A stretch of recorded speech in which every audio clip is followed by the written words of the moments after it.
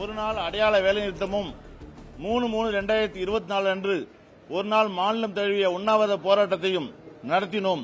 அதையொட்டி மாண்புமிகு தமிழ்நாடு முதலமைச்சர் அவர்கள் எங்கள் கூட்டமைப்பினுடைய நிர்வாகிகளை அழைத்து பேசியதன் அடிப்படையில் நாங்கள் கூடிய விரைவில் நிறைவேற்றி தருகிறோம் என்ற உத்தரவாதம் அளித்ததன் அடிப்படையில் நாங்கள் போராட்டத்தை தற்காலிகமாக ஒத்திவைத்தோம்.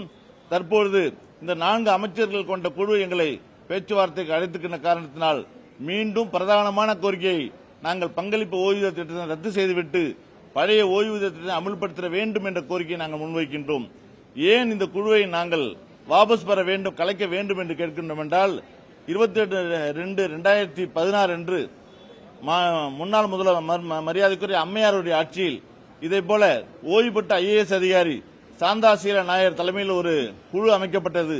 அந்த குழு 1 வருடங்களுக்கு பிறகு அவர் ராஜினாமா செய்ததை ஒட்டி IAS அதிகாரி மரியாதைக்குரிய TS ஸ்ரீதர் தலைமையில் அந்த குழு மீண்டும் அமைக்கப்பட்டு ஏறக்குறைய 7 முறை இந்த கமிட்டி முழுமையாக கூடியிருந்தாலும் அதோடைய அறிக்கை 27/11/2018 அரசிடம் சமர்ப்பித்திருந்தாலும் இதுவரை அந்த அறிக்கை வெளியிடப்படாமல் இருக்கிறது.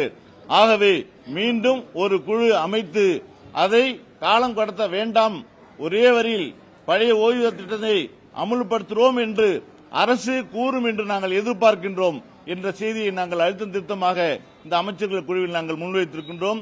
அதேபோல முன்னாள் முதல்வர் மரியாதைக்குரிய டாக்டர் கலைஞருடைய ஆட்சியில்தான் சரண் விடுப்பு சலுகை அறிவித்திருந்தார்கள். அந்த ஆண்டுதோறும் வருடத்துக்கு 15 நாட்கள் விடுப்பு எடுக்காமல் சரண் செய்து அதை முழு ஊதியமாக பெற்று வந்த சலுகையை 2020 கொரோனா பெருந்தொற்றின் காரணமாக நிதி நிலைமை மோசமாக இருக்கின்ற காரணத்தினால் 1 வருடங்கள் மட்டும் தற்காலிகமாக ஒத்திவைக்கப்படுகிறது என்று கூறினார்கள். அதே ஆட்சி மீண்டும் 1 வருடங்கள் மட்டும் ஒத்திவைக்கப்படுகிறது என்று கூறினார்கள். 7/5/2021 இந்த ஆட்சி மீண்டும் பதவிக்கு வந்த பிறகு நிச்சயமாக நாங்கள் செய்து தருவார்கள் என்று எதிர்பார்த்தோம். ஆனால் இந்த ஆட்சி கால வரையின்றி அதை சரணெடுப்பை ஒத்திவைத்திருக்கிறது.